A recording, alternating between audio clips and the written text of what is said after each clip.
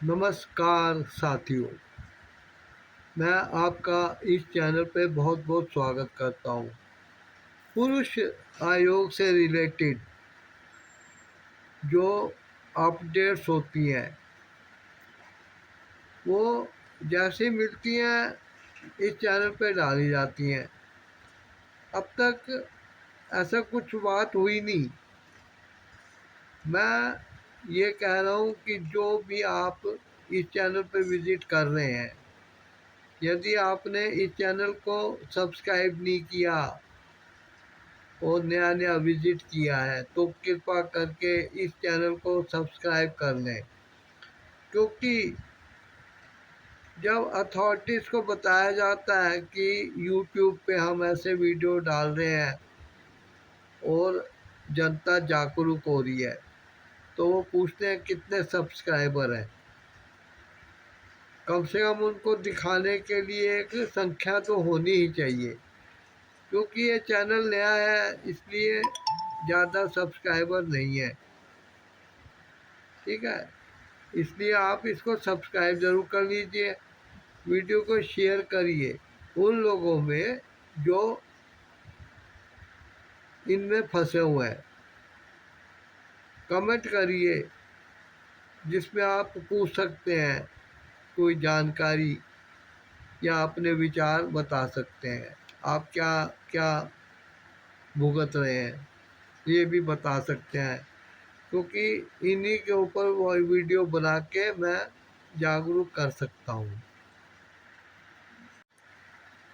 ये channel specially उन पुरुषों के लिए है जिनकी पत्नियों ने उनकी नाक में दम कर रखा है, उनके घर वालों को परेशान कर रखा है और चैन की सांस नहीं लेने देती हैं, ठीक से नौकरी या बिजनेस नहीं करने देती हैं, आए दिन पुलिस में रिपोर्ट करती हैं, झूठे झूठे इल्ज़ाम लगाती हैं और रोना धोना करती हैं। लेकिन एक चीज़ बता दूं, मैं जो ये महिलाओं के प्रति बात कर रहा हूँ, ये 100% महिलाएं इसमें कवर नहीं हैं। 20-25% ज़्यादा से ज़्यादा ऐसी हैं जिनके कारण पुरुष आयोग की ज़रूरत पड़ती है। बाकी महिलाएं बहुत नेक दिल हैं, देवी समान है, घर को संवार के रखती हैं, कभी कोई शिकवा शिकायत नहीं करती है। घर में जो कमी हो पैसे की या रहन सहन की, उसकी कभी शिकायत नहीं करती है। मुझे ऐसी महिलाओं से भी मिलना हुआ है जो थी तो अमीर परिवार की, लेकिन किसी वश कारणवश उनके ससुराल में उतना पैसा नहीं था,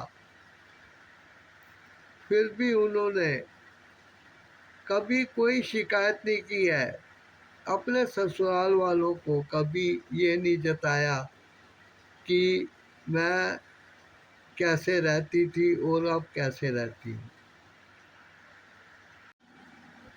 ये जो मैरिज सिस्टम है ये पूरे जीवन भर का होता है। इसको यदि समाप्त करना चाहे तो भगवान ही करे। इंसान को ऐसी हरकतें नहीं करनी चाहिए जैसे कि ये संबंध खराब हो जाए। कई महिलाएं अपने पति पर, पति के परिवार वालों पर झूठे इल्ज़ाम लगाती हैं, कोर्ट में जाती हैं, वुमेन सेल में जाती हैं, पुलिस में जाती हैं, शिकायत करती हैं कि उसको पीटा जाता है, उसके साथ डोमेस्टिक वायलेंस होती है, उसको इलीगली बंद कर दिया जाता है, डिटेन कर दिया जाता है, घर से निकलने नहीं दिया जाता, उसको बाज़ार से सामान लेके नहीं दिया जाता है। वह अपनी ज़रूरत की चीज़ें नहीं ले पाती है। ऐसे ऐसे इल्ज़ाम लगाती है और तलाक का धमकियों भरा झगड़ा करती हैं और बाद में तलाक के लिए अप्लाई भी कर देती हैं। पर याद रखिए, यदि किसी पत्नी ने अपने पति के ऊपर तलाक का केस किया है तो कृपया जल्दबाजी में तलाक के लिए हामी ना भरें। सालों बीत जाने दो, जब फूल मुरझाने लगेगा तो फूल की दुकान वाला ही उसको फेंक देगा उठा के। इसलिए जल्दबाजी मत कीजिए। इन लड़कियों को बहकाने के लिए उनके शादी से पहले रहे बॉयफ्रेंड होते हैं, कई बार तो उनके जीजा ही होते हैं जो कि उनके जीवन में घुसने की कोशिश करते हैं। उम्र बीत जाने दीजिए, फिर दीजिए तलाक, तो पता लगेगा कि वो ना तो यहाँ की रहेगी ना वहाँ की। शुरू शुरू में शादी होने के थोड़े समय बाद ही यदि तलाक हो जाएगा तो वो दोबारा शादी कर सकती है, किसी तरह भाग सकती है, कोई उसको अपने पास रख सकता है, लेकिन उसको दीजिए। कोर्ट में केस लंबे खींचते हैं, चलने दीजिए केस। यदि किसी वर्ष महिला सेल, महिला आयोग जो है, महिला पुलिस या कचहरी या किसी मीडिएटर का दबाव हो तलाक के लिए, तो तलाक इस शर्त पर दें कि शादी में जो कुछ खर्चा किया गया था वो वापस दिलाया जाए, और तब तलाक के लिए हामी भरिए। क्योंकि ये लोग गलत इल्ज़ाम लगा के परिवारों को नष्ट कर देते हैं। लड़की जब अपने पति पर तलाक का मुकदमा करती है जो कि फर्जी होता है, झूठा, फेक, तो उनकी एक ही डिमांड होती है, पैसा पैसा पैसा। भाई पैसा कोर्ट दिला दे। क्यों? क्योंकि उसका यही धंधा है। हो सकता है इस शादी से पहले भी वो ऐसे कई रिश्ते बना चुकी हो। ये लड़कियां जो है परिवार को तंग करके, ब्लैकमेल करके पैसे उगाती हैं। इस चीज़ का ध्यान रखा जाए कोर्ट में। लड़कियां ज़्यादातर दहेज की चीज़ों की गिनती करा देती हैं कि हमारे घर वालों ने शादी पर ये दिया था। जैसे ही वो इस चीज़ को कहें, आप उनको दहेज निषेध का कानून लगाने की कोशिश कीजिए। आप बताइए कि जब दहेज लेना जुर्म है तो तुमने दिया क्यों था? ठीक है। और एक बार जो वो अपनी पेटिशन में लिखकर दे देंगी कि ये चीज़ें हैं, लेकिन उसमें वो ये नहीं लिखेंगी कि ससुराल वालों ने डिमांड की थी। तो आप इस पे अड़ जाइए कि ये बताओ कि हमने कब दहेज मांगा था जो तुमने दिया। हम तो दहेज विरोधी हैं, हमने तो कभी दहेज मांगा ही नहीं है। तो उल्टा वो दहेज के केस में फंस जाएगी। अब उसको देख पूछा जाए कि वो दहेज था या एक गिफ्ट थी। अब वो गिफ्ट थी, उसको